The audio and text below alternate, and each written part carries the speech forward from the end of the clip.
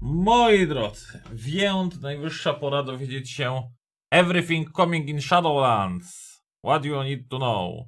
Czyli wszystko, co nadchodzi w Shadowlandsach, co musisz wiedzieć. Kompletny guide do nowych feature'ów i zmian. Mamy film, który trwa 42 minuty i sobie go obejrzymy. Ja mam tutaj przygotowaną kawę, przygotowaną kolację. Będę z wami śledził ten wysyp nowości. I to chyba tyle, tak myślę. Nie wiem. Znaczy zrobimy sobie przy okazji też jakieś omówienie tego pewnie. Znaczy zobaczymy co będzie. Dobra, już widzę, ten mod mi się nie podoba, tragedia. Tak, chyba za głośno.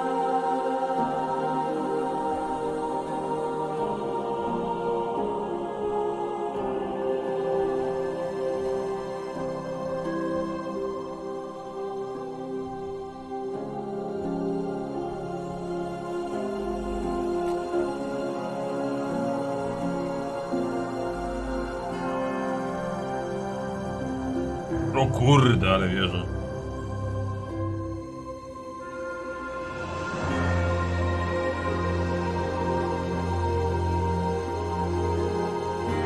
Trochę dziwnie to intro się pokazuje. No dobra, no nie rób sobie jaj, że tu jest kuźwa minuta. No niczym.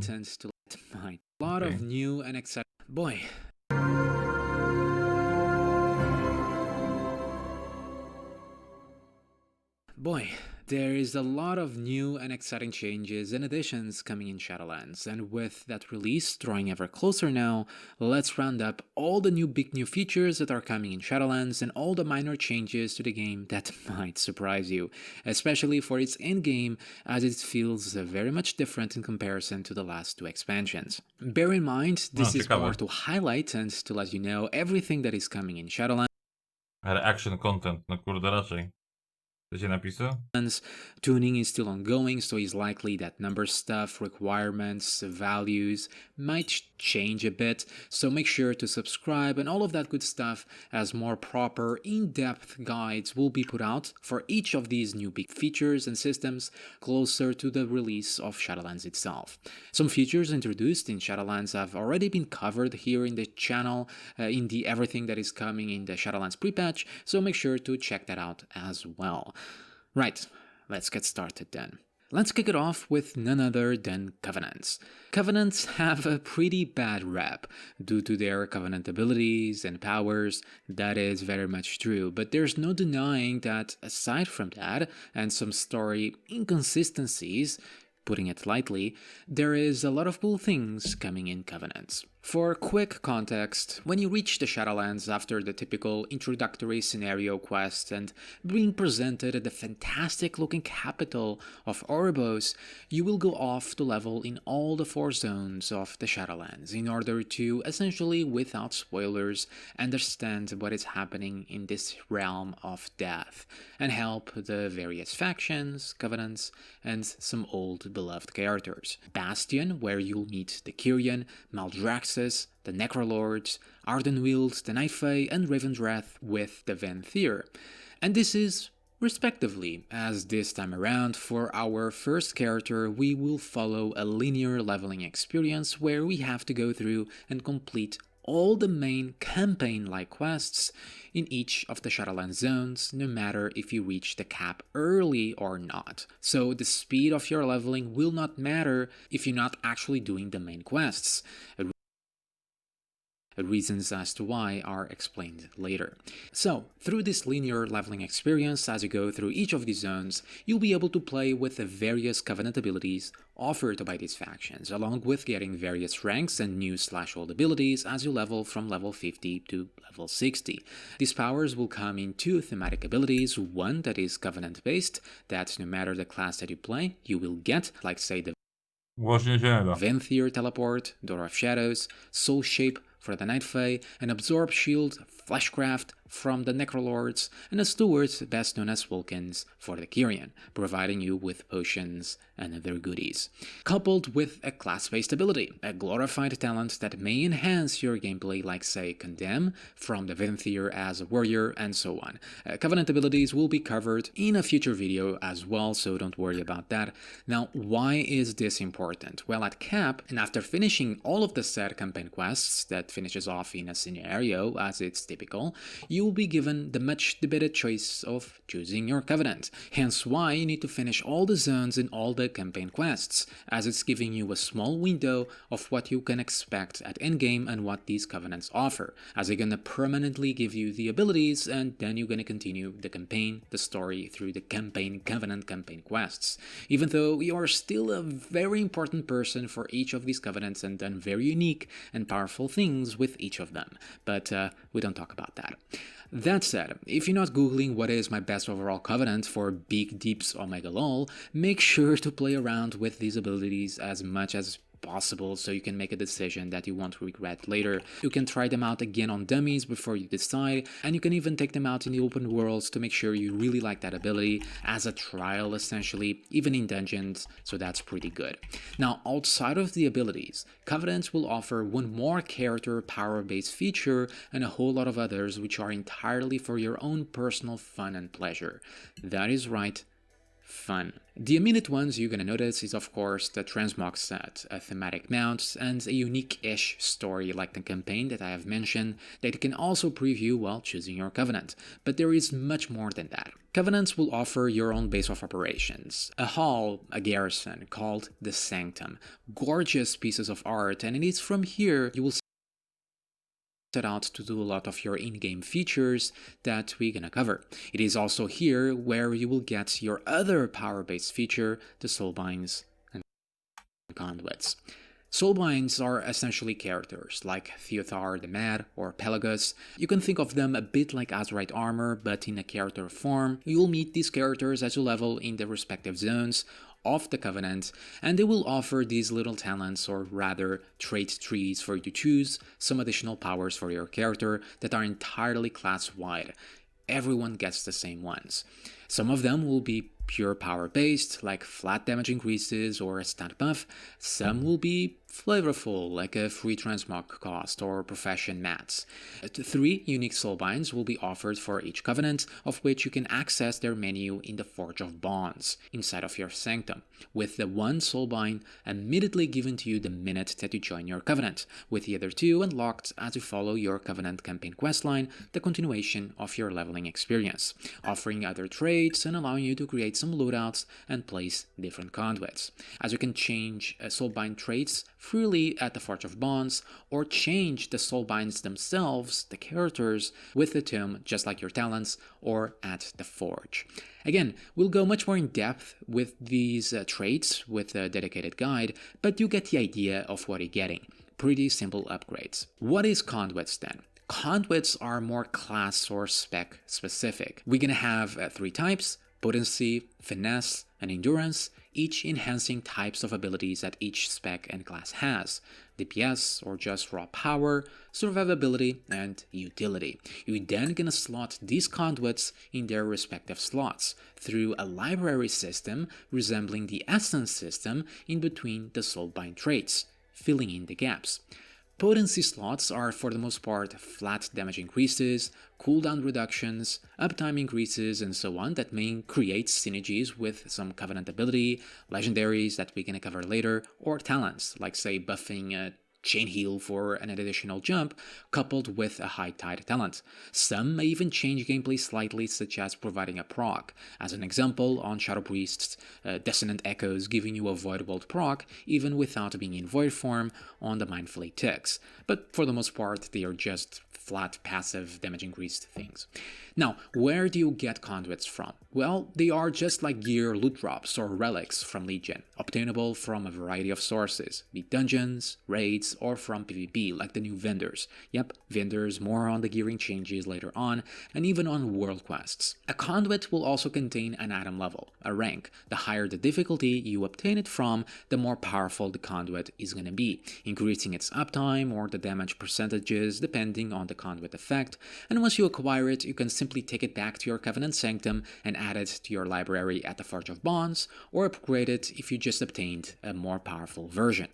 All that said, the traits and their respective conduit slots won't be fully unlocked as you see here in the video. Much like the Azurite traits at the start of BFA, there will be some gated progression with your Covenant in order to unlock those traits and slots in the form of Renown, a form of currency meets reputation, a stance with your Covenant. Unlike Artifact Power, it is not grindy or time-consuming at all, and it's actually finite. We will cover how you get Renown momentarily. So, as you get more and more Renown levels, you're gonna unlock more and more traits and new conduit slots and grow more powerful. You can then change Soulbinds or the paths of the traits for different loadouts, like say for an off-spec or for a specific encounter or need. However, changing conduits on themselves, that's where it's gonna get a little bit tricky, as currently there's 1 week lockout in order to change your conduits, as opposed to the traits themselves. Though hopefully that will change before release. There's some issues with conduits for sure if you want to play some off-spec and there's a trait that you really want, but hey, just letting you know how it works currently. So Renown, what is it exactly? It's essentially your standing with your Covenant, as I said. Ten system tych talentów wygląda przekozacko. Znaczy, to jest tak pomotane, że się boję, co się będzie działo z tym. Bo jeszcze gdyby to nie wpływało na survive ability i na damage, to spoko, ale z racji tego, że to wpływa na damage, to trzeba to jakoś tak sensownie robić. No, ciekawe. Ale zapowiada się, że będzie to farmić i będzie to rozkminiać. Ciekawe, ile czasu trzeba poświęcić na zbieranie tych talentów. A to tam whatever. It's your new artifact or neck level. At different level brackets, you will unlock the set Soulbind traits and the conduit slots, along with getting tons of different cosmetic rewards, like the very cool tier set and the cloak transmog many of you probably saw, the mount, among other things that you can see there on the screen. Your campaign, which also unlocks many of these cosmetics, is inherently connected to your Renown. You will get some Renown by doing campaign quests, and Renown will also unlock more campaign quests and so on and so forth. That said, you also have 2 very simple weekly quests on top of that to get Renown, offered by your Covenant. One that will task you to gather 1500 anima for your Covenant, and the other to gather 15 souls from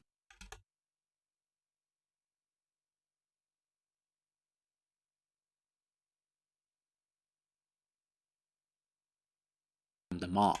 And that said, simple weekly quests that just takes about 1 hour total, thereabouts. This will be your main weekly grind for player power, for the Renown. Hello. Yes, just that. Another great thing about Renown is that it caps at 40, so unlike AP, once it's done, it's done. But aside from Renown and their cosmetic and power rewards, you also have your Covenant Sanctum upgrades with its own progression system that can also be locked behind some Renown levels for the higher ranks, while also costing anima and souls for the set upgrades. So this is where we're gonna discuss and explain those systems, or rather currencies, that are tied to your Renown quests. Essentially, Sanctums work a bit like garrisons meets class halls. You're gonna get these 4 stations that you can upgrade, ranging from a teleportation network, giving you instant portals like extra fly paths around the zone of your Covenant, in the case of the Kyrian, or your own personal necropolis as a Necrolords, or some extra portals for around the zone, or teleporting mirrors for the Venthyr, and a mushroom network for the Night Fae. And this system is kind of replacing the whistle from the past expansions and helping you out from not having flying till a later patch, especially since some of these zones have some really annoying verticality. It is also improving your new mission table, called the Adventure Table. More on this in a dedicated video to Covenants overall, but it is essentially the same as your typical table, but with some changes to the way you acquire the characters, with some quests and stuff, and how it's all presented in a more RPG fashion with a lot more numbers and stuff like that. The Sanctum upgrades will also allow you to unlock and upgrade the Anima Conductor. So what the hell is that?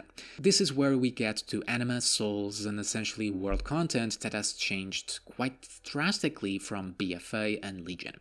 So Anima. What is Anima? Anima essentially powers everything within your Sanctum. It is the life source of the Shadowlands, and so in gameplay terms, it's essentially war resources that you can use to upgrade your Sanctum, that you're gonna need for your weekly quest, buy some cosmetic items on some vendors, and use it here on the Anima Conductor. It is not something like artifact power as you may have assumed, like the closest comparison is actually the Renown as we covered. Anima is going to come from a variety of different sources within the game, but primarily from world quests and callings or general world content. Callings, in turn, are your new emissaries that you have to pick up like a daily in your Sanctum. You're going to get one every day for a max of 3. But unlike emissaries, which is always the same, they resemble more like a Mechagon daily or the assaults, as their requirements will vary. Sometimes they may ask for 4 world quests, other times just go and defend a specific Shadowlands zone, and there you can do anything to fill the bar. Treasures, rares, world quests, or even the dungeons within that zone. Other times might even just ask you for you to defeat a powerful enemy. This might be a group-based world quest or a dungeon. Or you get 5 types of these items that only drops from rares or treasures. Other times, it might even send you to the mall to get Stygia. More on that later too. So callings, emissaries have a lot more variety to them, and they are going to give rewards akin to emissaries, gear, likely for catch-up, probably some other cosmetics, but big chunks of anima that then you can deposit on your own Covenant's anima reservoir as they come in the artifact-like consumables. Now, the cool thing about this is that for the most part is completely optional. Outside of the weekly that tasks you to get 1500 anima to get Renown for player power, from that point on, it is entirely up to you to farm anima or not, to upgrade your Sanctum, as you're not getting any direct power from it. It's just making your life easier. So that feeling of having to do chores every day, or if you miss a day and it feels awful, it is for the most part completely gone. World quests, which also grants anima, like the callings, have also changed by quite a bit. They are much fewer per zone, about 4 or 5 total, and also lengthier. For the most part, I find them to be a bit of a hit and miss. There's quite a few of them which are quite creative, like Flappy Birds minigame, floating on umbrellas, jumping on clouds, which is horrible with the beta lag from the EU, or other cool endearing quests. But you also have quests that feel quite lengthy, having you kill or collect higher than normal amount of items from what you expect from a regular world quest. PvP world quests also make a comeback, rewarding honor. So, in a general sense, it's going to take you a bit longer to do world quests, but again, they are done at your own discretion, as they are not directly tied to player power, unless you are looking for a piece of gear for catching up on an alt or the weekly. The Anima Conductor will then enter the fold here, as once you unlock it and you go up in the ranks in your Sanctum upgrades, it will allow you to funnel any extra anima you may have to a specific area of your Covenant zone for 24 hours for a day, granting access to a new world quest, a new rare enemy, a new treasure, which by the way are a lot more like treasures now, not only containing grey useless items, a world quest for a dungeon, and so on. And so, as you get more and more funneled points, as you upgrade and you funnel more and more anima, you're going to be able to reinforce a permanent point that will stay forever and not just for the 24 hours, permanently unlocking that bonus objective world quest. And then you progressively will unlock more and more as a little progression system for your world content for your zone. Pretty cool, pretty simple, that is also finite. Where then souls come in then? Souls are in many ways like anima. It is yet another currency, but instead of getting them from the 4 Shadowlands zones, you can only get them from them all, your initial intro zone. It is the Jailer zone. This is kind of like our in-game zone, and currently it feels a little bit incomplete, but going to this zone you're not going to be able to mount, and you're going to find cages and little events where you're going to be able to obtain souls to power up again your Sanctum. Like it, you're going to bring these souls not to the reservoir, but to your Soul Warden. It is tied to your weekly Renown quest, but beyond that you can farm for souls as much as you want, much like anima, where you can just do world content for extra if you so wish to get those Sanctum upgrades quicker. You're also going to be able to obtain Stygia in the Maw, which is a Maw-specific currency that has some Dark Soulsy elements, which is neat, like dropping half the Stygia you own when you die, and then you have to get back to your corpse to get it back. And Stygia will allow you to purchase some items that will make your life easier in the Maw from Venari, a character that we'll meet pretty early on in the Maw that is going to provide you all the quests and directions here. He will also now provide you an item to add gem sockets to your gear, but more about that in the gearing changes section. And you're gonna do some hidden world quests, and you're gonna kill some rares for Stygia and so on. And there's gonna be some progression within the zone, a bit akin to visions, as some areas have some like negative debuffs, so there's higher risk for higher rewards, like areas like a fear debuff or the River of Souls that heavily damages you, but can be mitigated by items, consumables that you can buy with Stygia.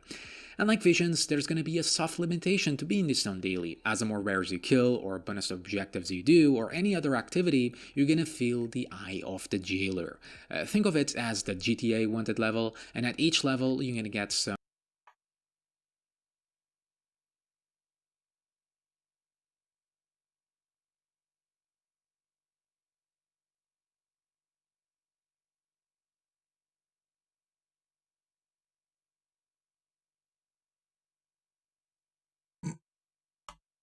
extra threats, like some assassins coming at you to kill you, towers shooting at you, dealing a lot of damage and rooting you in place, and at 5 stars, the jailer simply kills you and you have to come back the other day when the eye is reset. It's a cool idea, this is a very sandboxy zone, however, it still currently feels very incomplete, so a dedicated guide will come later, and then hopefully I should be able to provide you with more information. But so far, it seems the item to add sockets to your gear has been the patch fix to the Maw, to add more meaning to the Maw, so yeah. Also, the Maw visually looks pretty goddamn awesome with Torghast, the jailer tower, ever looming over you, and the way to reach the Maw is also freaking fantastic.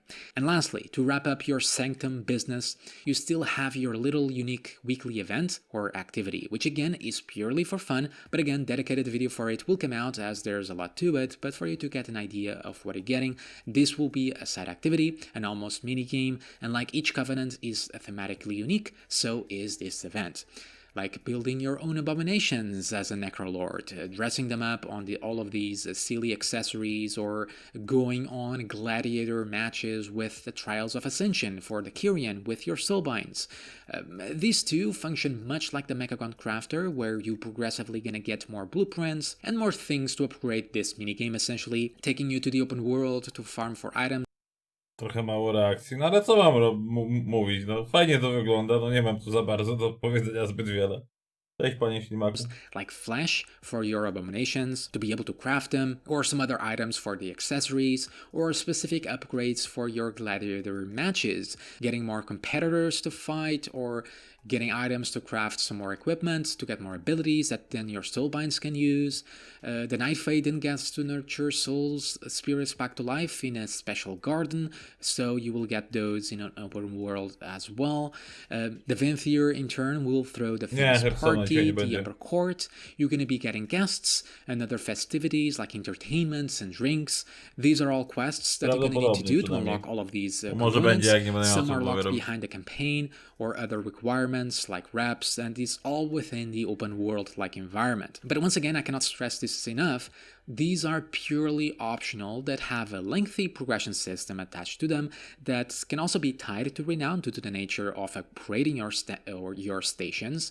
But all the farming involved, like getting all the required items, getting all the anima, getting all the souls for the upgrades, and getting all the items for the specific events, is also quite lengthy, but ultimately it serves as a way to get you out to the open world more, outside of world quests and dailies, and getting all the items or quests that you need, to then do some silly fun things, especially in times where you want to play some WoW but don't feel like doing anything serious. As for the weekly part of the event that gets thrown around, just means that some things are locked weekly. The party, for an example, can be done on a weekly basis, but you can still progress it, like getting the guests and getting the festivities any day of the week. The abominations will give you a weekly quest, but you can build as many abominations or get as many accessory items any day of the week as well. The Kyrian trials will require a special currency to attend the matches, so you're gonna have to farm those weekly as well. But you can get all of the competitors and you can get the items for the abilities any day of the week, and the Fake Garden will net you big rewards on a weekly basis, but you can farm for the souls, you can plant the souls every 24 hours, as that is how long they take to grow, essentially. Speaking of rewards, this event is also going to reward you with the Cosmetic Covenant tier set. In fact, you're going to have a couple of different tents, each tied to a specific part of your covenant, along with some other cosmetic rewards like mounts. It's all a little bit unclear right now. Like the Upper Court gets a full-fledged vendor and a specific reputation dedicated to it, a lot like the Pandaria Tillers. But the other events don't really get that. These rewards usually become much clearer at release or just before with every new build. So that covers your Covenant Sanctum and some other features connected to it, like the Maw. Pretty awesome. Again, they get the bad rep due to their player power, but taking that aside, they are a really cool piece of content that you can have some fun with no strings attached. Can you change covenants though? That's likely a pretty big question then. What if you want to try an ability or the event of another covenant, or you simply think that you made the wrong choice? Well, yes you can. Going to a new covenant is pretty easy. You can just do it. It will be fine. You just go to Orbos and you talk to the covenant guy and you can just follow that quest and you're gonna join a covenant like it was the first time. But returning to a past covenant you were in, that will take some effort. Currently is tasking you with the Fill the Bar quest in the zone of the covenant you want to join by doing world quests, rares, etc. or even the dungeons in that zone. And then after the following week you're gonna get another bar to fill.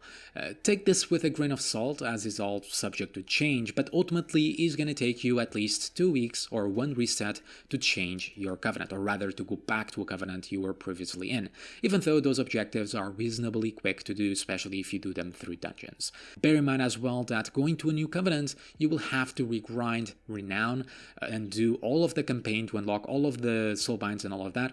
So you're going to have some catch-up mechanisms the same way as alt, so you're going to get Renown from other sources as well on top of that, on top of the weekly quests and stuff. And all the progress that you do is saved, even after you change covenants or you go to another covenant and you come back, everything will stay there as it was before. And while you are in the process of going back to a covenant, so during those Fill the Bar quests, you stay within your current covenant. So you're not never going to be in a place where you are without covenants. So don't worry about that. Now, outside of changing covenants on your main and all of that, what about alts?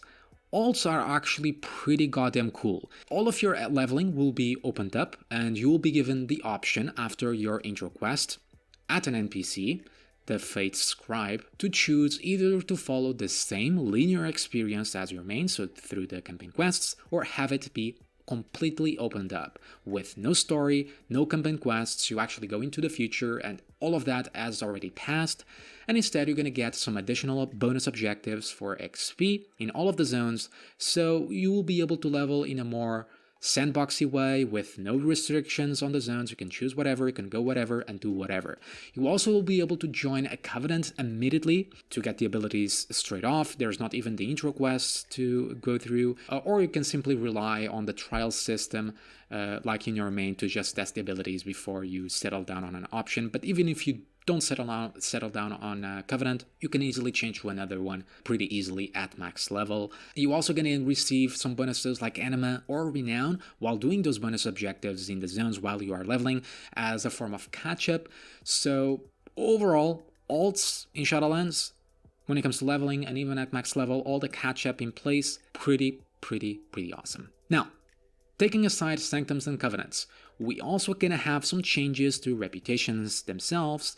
Renown is not actually replacing it, by the way. Remember in BFA where you had to grind Champions of Azeroth and so on?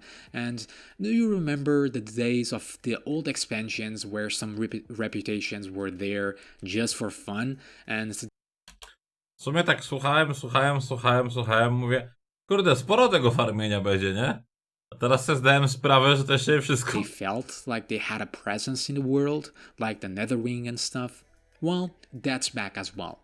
Each zone has a specific reputation attached, as you probably figured out, but the grind, the farm involved with them have almost no player power attached to them as well, outside of some recipes with the big profession changes that we also gonna talk about. You're gonna get reputation from the usual sources, world quests, callings, a couple of quests and dailies, but also from daily dungeons like quests. And I don't mean the ones that you get on callings, like actual quests that you pick up in Orbos to get a big chunk of rep. Yep, daily like dungeon quests are also back. There's even a reputation like the Avowed in Ravendreath that you can actively farm mobs and items, yes, farm mobs and items for rep and kill some extra rares. Classic or TPC style. I never thought I would see these farmable reps back, but yeah, they are back. Now, I say for the most part they are optional because of player power due to professions. So, right, professions. So there's big and some amazing changes to professions, I might say so myself. In the pre-patch video,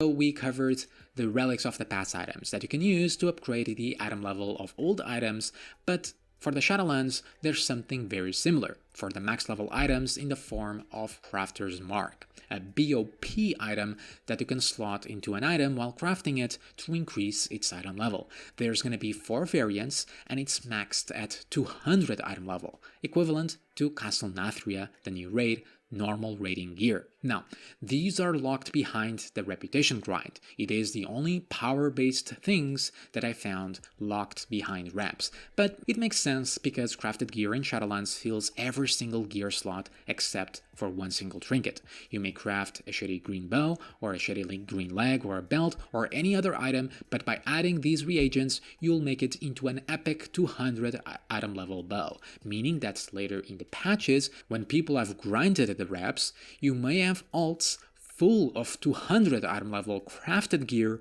ready to go to heroic Castle Nathria raid the minute that you ding. If you can afford that, there is, but overall pretty fantastic for alts. Not only that, you may also choose what stats those items will have with missives, crafted with inscription. Simply place them, you choose the stat, and done. Not only that again, there's also a higher variety of consumables from a variety of professions, like sharpening stones from the blacksmith, stamina armor kits from the leather workers, oils from alchemy to apply to your weapons, and etc. All the very classic consumables are also back, although we have many of the old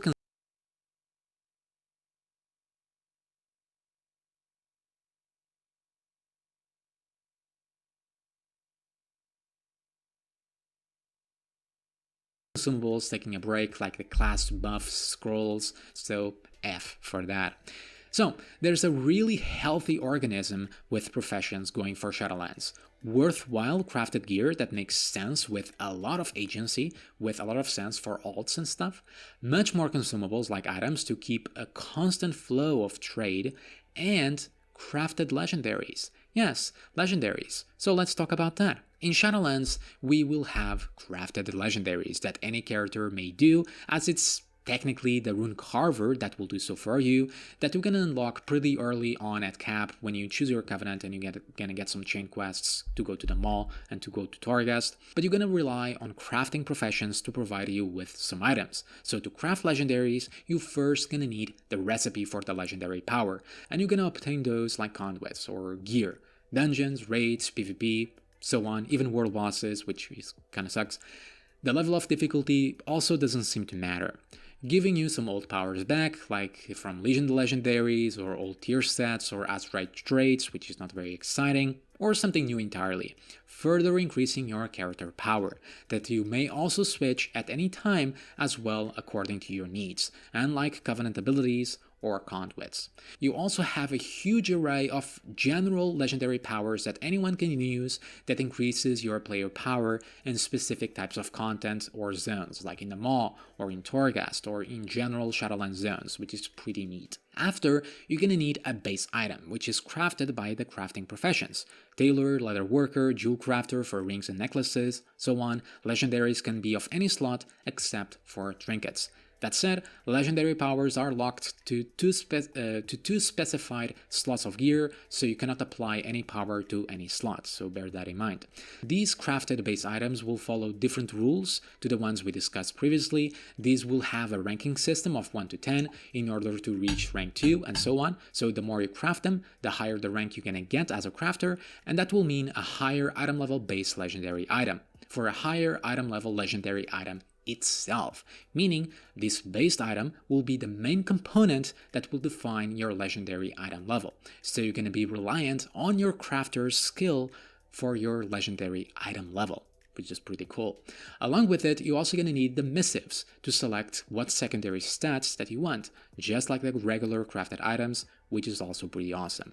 To finish it off, you're going to need Soul Ash, a currency obtained in Torghast, our new big feature that we also going to talk about later.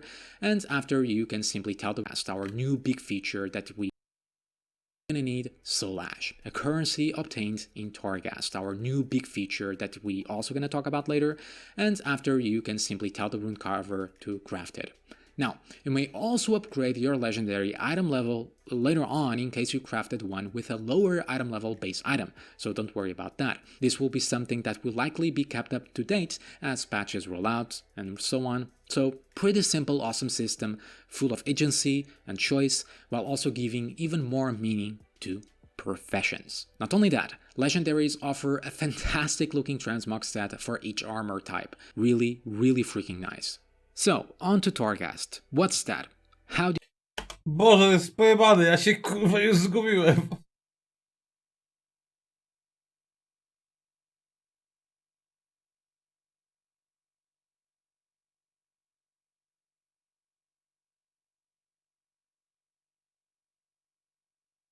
Tu jest tego tyle, ja nie wiem, czy w poprzednich dodatkach po prostu to nie było takie przytłaczające i jakoś tak przechodziło się obok tego, czy tego nie było tyle, ale tutaj jest tego tyle, że już połowy zapomniałem, a połowy nie rozumiem. you get Soul Ash?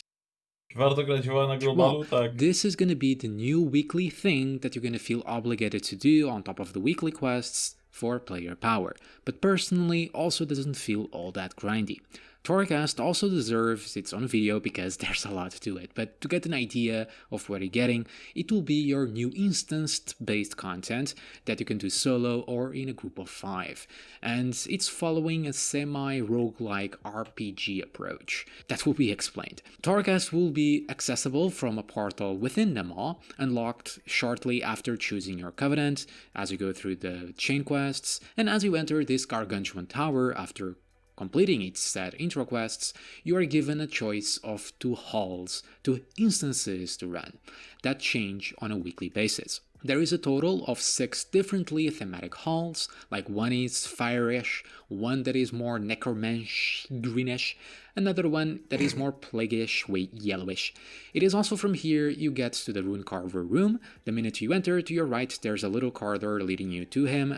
Don't worry, there will be quests to unlock all of this, so you will be guided very easily through it. These halls work kind of like dungeons meets visions meets scenarios, where you're gonna go through 6 floors separated by tiny loading screens, pseudo randomly generated, and I say that, but I mean it's not really, it's kind of different placements on enemies and kind of different corridors that you're gonna run through every single run, with one mini boss at the end of each floor and one big boss at the end of the 6th floor.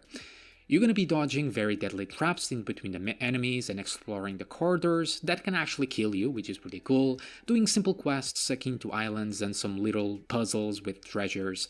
But along the way, you're going to get these temporary power-ups called anima powers, droppable from enemies or destroyable objects or just by exploring the corridors, doing all sorts of silly things for your character, like more powerful abilities, up to 2000% more damage, more frequent CDs, and so much more. The goal here is for you to mix and match these random powers that come your way, to make your character super mega powerful and break the game basically in very silly ways, and face the dangers of the halls. of the tower. You won't be able to change gear or talents in Torghast due to the Jailer's chains akin to Mythic Plus, but at every 3 floors, a vendor will be at your disposal where you can purchase a couple of items and more anima powers, along with being able to change talents or gear in this safe bubble. One of these items will be to increase your death count, as Torghast has a death counter of 5, hence it being kinda inspired by roguelike games. If you die more than that, a very dangerous Terragu comes after you, instantly killing you. Think of it as a Balrog of death, but you can CC him for a little bit. Torghast won't be timely based or require any currency like visions. You can take all the time in the world and approach it in any way you see fit and simply have fun with it. At the end of each run, after defeating the main boss, you will get Soul Ash to use to craft your legendaries, meaning that also in time you may opt out to completely not do Torghast if you already have your one and only legendary that you want, at least for a while. That said, there is a progression system for each of the 6 halls presented to you, named layers, unlocked after each successful run. Think of it like masks in Visions, where you can choose the difficulty before you enter. The higher the layer, the more difficult it will be, but also a bigger Soul Ash reward. It is cumulative, so if you can do a layer 5 run, you won't need to do any of the previous ones. Alternatively, Torghast will offer a lengthier mode and a more challenging mode of 18 floors, called the Twisting Corridors, where you will face bigger challenges as it runs for much longer, so you will face much tougher enemies, and personally, this is where the fun of Torghast lies, as you can stay there for longer to build your character with more crazy anima powers and face more interesting enemies. It also includes the layer system, so there's going to be higher difficulty for even bigger challenges. So think of it as a semi-mage tower. But rewards here will be purely cosmetic, just like a Mage Tower. No Soul Ash, just some Stygia and many achievements and mounts and transmogs and pets and all those things that you might have expect can be found here in the Twisting Corridors. So that's the gist of Torghast. Personally, I find it fun, especially the Twisting Corridors. The 6 floor runs for Soul Ash is a little bit boring because they end super quick, it's not very interesting, but it's without a grindy feel to it, as a normal Soul Ash run will take you about 20 minutes to 30 minutes as a weekly thing, rewarding you 25 Soul Ash for a layer 1 run, while a legendary only takes 100 Soul Ash to craft, though numbers are very likely to change, and depending on the quality of the legendary, those numbers might go higher. While a cosmetic, the challenge mode, the Twisting Corridors, the run will likely average out to 40 minutes to 1 hour, so it will take much longer. Souls for your Sanctum also seem to be obtainable here in Torghast, but it's kind of bugged in my currency tab. I click on them, I get them, but then it doesn't really apply, so I'm not going to say for sure that you can actually get souls here. But that's what you're going to get as your new big feature and why you're going to need to do it. And lastly, there's the gearing changes. We talked about the few, but gear will be gear in Shadowlands with no silly random systems like Corruption or Titan Forging, which is also great. We're gonna get the new weekly cash in the form of the Great Vault, giving rewards beyond just doing Mythic Plus, tracking your weekly progress with raids and PvP as well.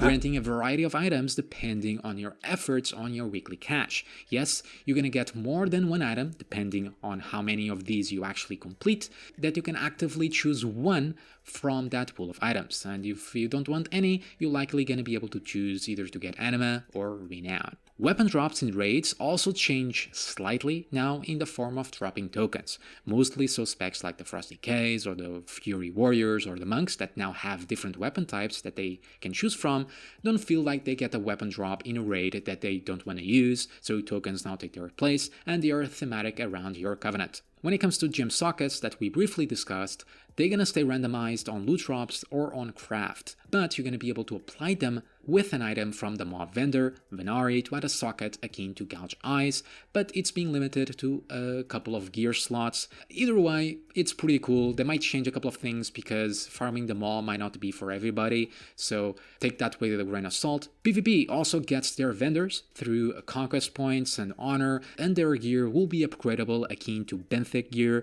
but these are still under heavy tuning as they had some itemization issues.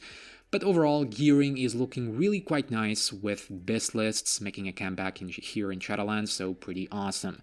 And lastly, we have what you can expect new content to be in a new expansion, like new dungeons. We have a total of 8, which are all pretty cool, and the new raid, Castle Nathria. I haven't done the raid because I actually want something to feel fresh when I actually play the goddamn thing, but from friends and fellow content creators, it's looking rather great as well for the most part. Mythic Plus also gets a few new affixes, and some of them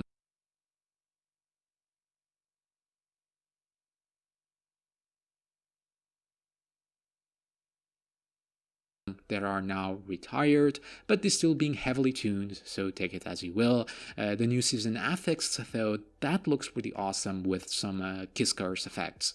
All that said, one of the amazing things about Shadowlands as a whole is that if you enjoy raiding, if you enjoy doing Mythic Plus, or PvP is the only thing that you care about, you can just focus on that, taking aside Covenant abilities. There's very little grinds and arbitrary chores that you need to do, with seemingly a lot of optional fun content. I personally love that approach, so do let me know yours. What is your perspective? So yeah guys, that covers all the things coming in Shadowlands. Pretty goddamn big video, and holy did it take me a very long time to make, so keep a lookout for future videos like this, tier lists on classes and specs, look at all the Covenant abilities, choosing your main, and eventually dedicated guides for each of these big systems. Do remember to subscribe to get all of that, and as always, thank you for watching, and I'll see you all. This is the Premiere Pro version of the most popular trans. W ogóle Ziemek do tego filmu nie dała ani jednej reklamy? O, w szoku jestem. Nie wiem, znaczy ciężko mi to wszystko, ciężko mi cokolwiek powiedzieć, bo tego jest tak dużo, że no tu jest masa rzeczy do robienia.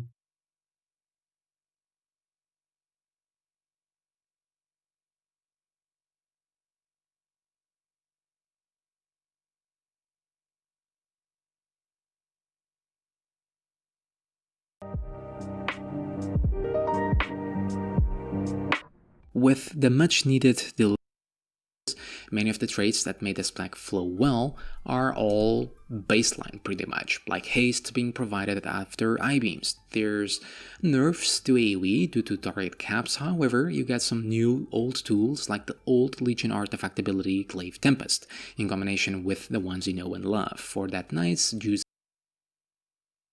Matko, ten chłop to chyba ciągle gra w tą grę.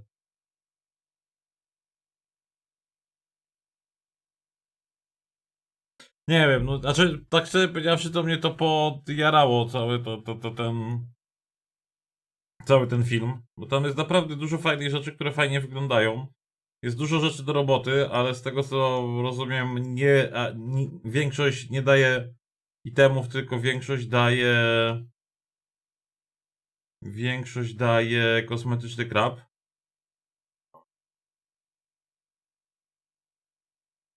Więc i można coś tam robić i sobie farmić. To jest.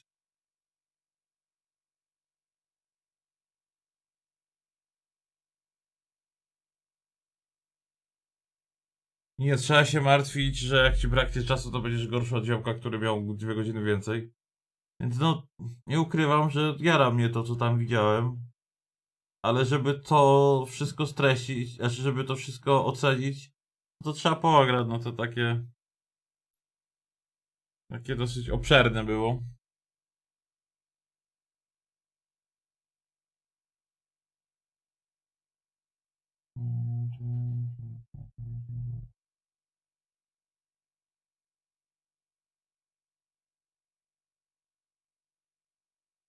Oby się nie skończyło, że trzeba robić wszystkie czynności in-game, żeby być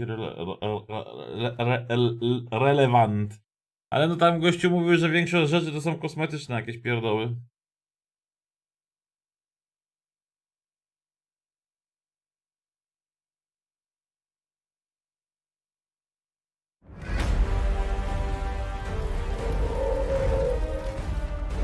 Retcons, changes, the unexpected, these things that happen that you kind of just feel in your bones. Sometimes they're actually good, sometimes they're maybe not so good, but to be fair to Blizzard, Warcraft is getting on a bit, so it's no surprise that Shadowlands is looking to fill in a lot of grey areas, that it changes our perspectives on things we maybe thought to be true, and on the whole, attempts to expand WoW's lore.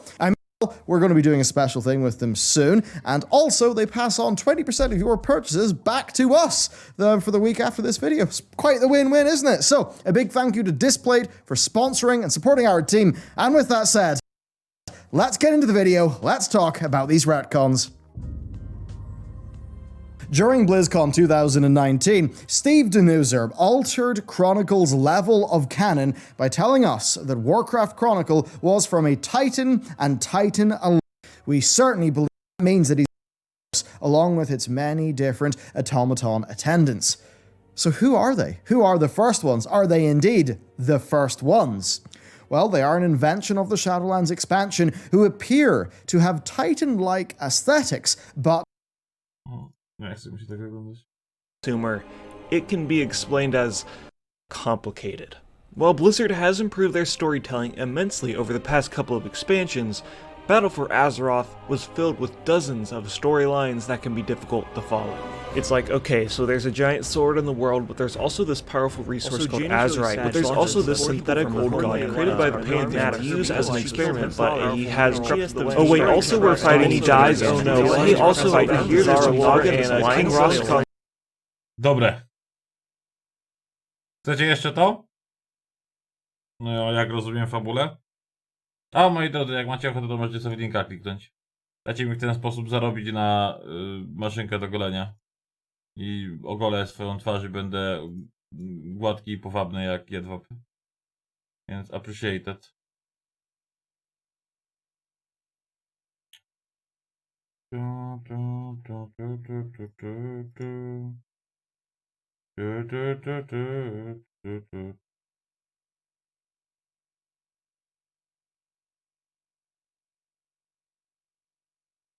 Będzie dzisiaj Hearthstone?